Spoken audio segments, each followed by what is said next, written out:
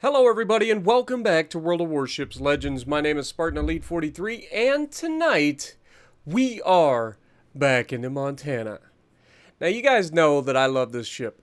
It is easily one of my favorite ships in the game. Like, it's not just hands down, it's fantastic. Now a lot of people like to say that the Montana just doesn't hit hard enough, or it doesn't overmatch the people that they'd like to overmatch, and blah blah blah blah blah blah blah. I'm telling you. When it comes down to a fight, I love the Montana. Why? Because I know what to expect out of it. I know what the armor's going to do. I know what the shells are going to do. I know where the shells are going to go. And I know that they're 90% of the time going to go mostly where I aim them. And that's a big deal when you're playing battleships. And I don't know why more people underestimate the power of consistency. Is the Montana, on paper, the best battleship in the game? No. Everybody knows that the Yamato rules the ocean. However, when a Montana is allowed to do what a Montana does best, nobody can challenge it. Right? If you allow a Montana to get crossfires and to dictate engagements, you are going to have a bad day. At least as long as the person using the Montana understands what they need to do. Whether it be trying to get your broadside before they fire, or if they can shoot your superstructure, that's what we do. Like, Montana and Kansas are two unique situations when it comes to shooting superstructures on ships. There are no other ships in the game that can wreck a superstructure quite like a Kansas and a Montana. There's just none. Exhibit number 1. Main, bow in. Can't overmatch him, so I shoot for superstructure. 10k. Basically, actually, it ended up being 12k. So, 12,300 damage on the first salvo into the superstructure of a bow-tanking battleship. Okay. That was Exhibit 1. Now, this is an entire division, by the way. There's a Main here, there's a Montana here, and a Conqueror here. They kind of failed division to main into this, which is fine. I mean, you're going to go up against legendaries more often than not anyway. But Exhibit 2 on the main. Superstructure. Another solid hit. 5 full penetrations. Another basically 10k. Not quite 10k. It's like 9,000 damage. Now, for whatever reason, these 3 guys have decided that I am not the threat. Right? They're being shot from a bunch of people from all over the place, and then the Conqueror decides to show himself. So we're like, he's in range, he's mostly broadside, beats net superstructures, right? Especially a superstructure we've already saturated. He does turn away, and we actually ricochet 8 shells off of a Conqueror, which is unheard of. Like, he got very lucky. Alright? You're not gonna live all of the times getting away with that sort of luck. Now, Montana moves up a bit too much. The Main was the guy that was in front of everybody, right? So he was the target. Montana's superstructure's wide open for business, so of course we take the shot. And we actually don't get the shells that we normally would think that we were going to get out of a salvo. We end up shattering and bouncing most of our shells, which is unfortunate, but I think it's mostly due to the fact that the guy was stopping and starting to reverse. So now that we know he's reversing, we're going to take a shot at his superstructure again. And let's see what we get this time. We're at 25,000 damage currently. Looks a little bit... Yeah, it's not bad. That's not bad. And there's 33,000 damage. So we put up another 8,000 damage. That's not bad. That's not bad. So that's what I'm talking about when you talk about, like, when people are bow in and you can shoot at superstructures, especially American and German battleships. Republique is another one that can potentially be damaged with superstructure because it has a really big superstructure for a French ship.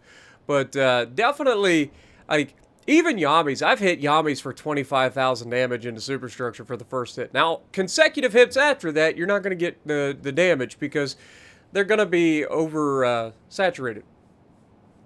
But, as you can see, we've got a Conqueror pushing out wide. You can see I'm lining up a shot to put a shot over the island. We know the domain is still there, even though the Montana's already dead. And between me and this cruiser that's in front of me, we're going to take some shots at the Conqueror, try to soften them up a little bit. Now, I'm also very aware of the fact that there's a main still over there who is the partner or the division mate of the Conqueror coming around the right. Meaning he's got a good broadside on me, and I've got to be paying attention to him. And you can see I'm constantly looking over my left side. I don't want to get myself into too much trouble. The Des Moines pushing over on the right side. Our team is doing a pretty solid job in this match of not just throwing themselves away, which is a huge advantage when you're playing World of Warships Legends. If you get the teammates that aren't just completely and utterly useless, that's a huge advantage. Now, speaking of completely and utterly useless, the Conqueror is now pushing around the island. You can see I end up trying to take that shot, but we're too close to the island in front of us, and we actually end up smashing the freaking island, which was just not preferable. But you can see I'm also rotating my guns. Now, the one other thing that you just don't hear a lot about is how nice the guns rotate on American battleships.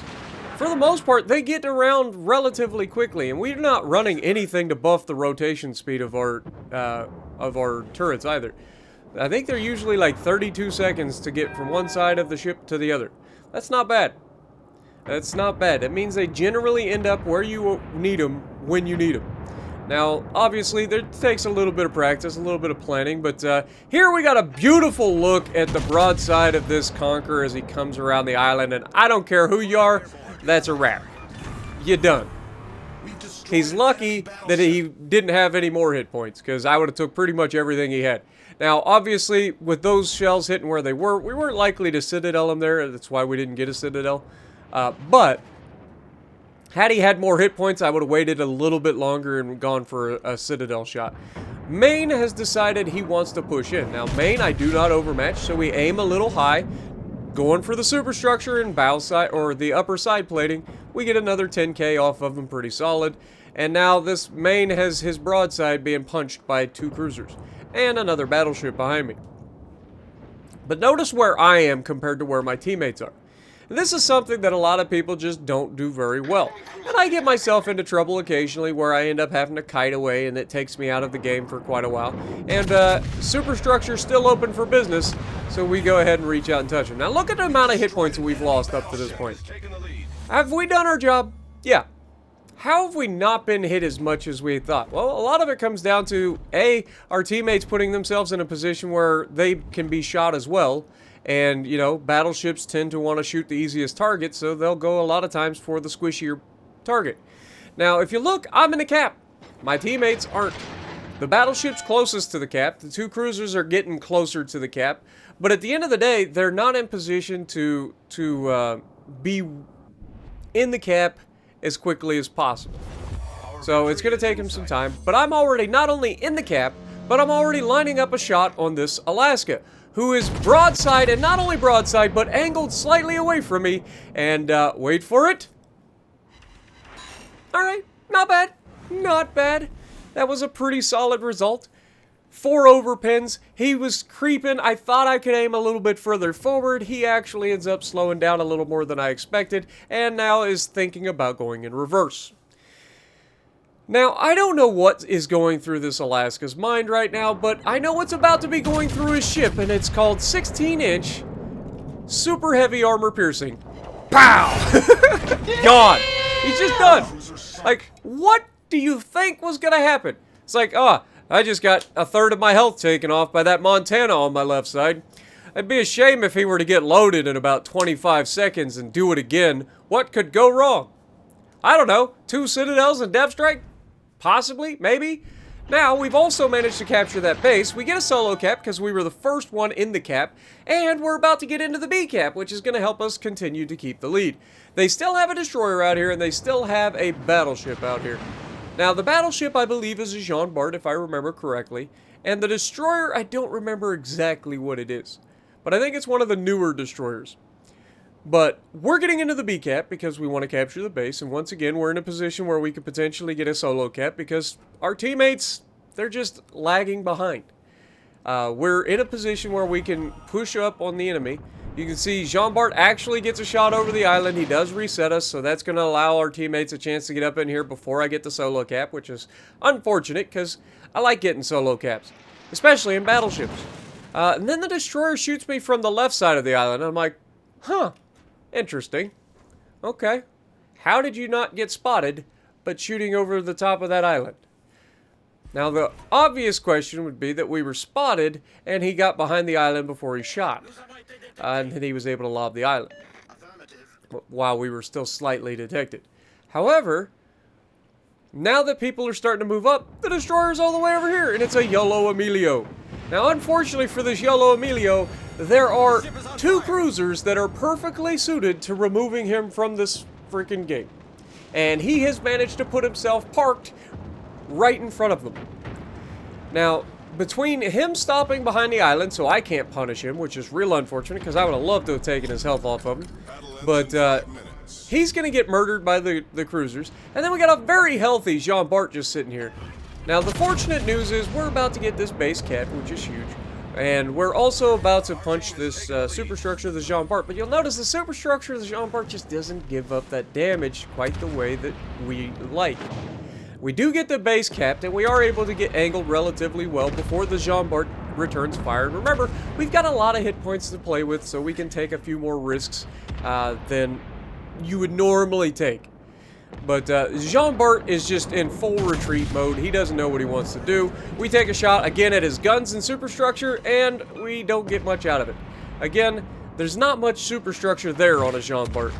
But again, he fires at us. We've got that belt angled pretty well. He doesn't get through, and he manages to basically do nothing. He takes a little bit of damage off of us, but not a whole lot.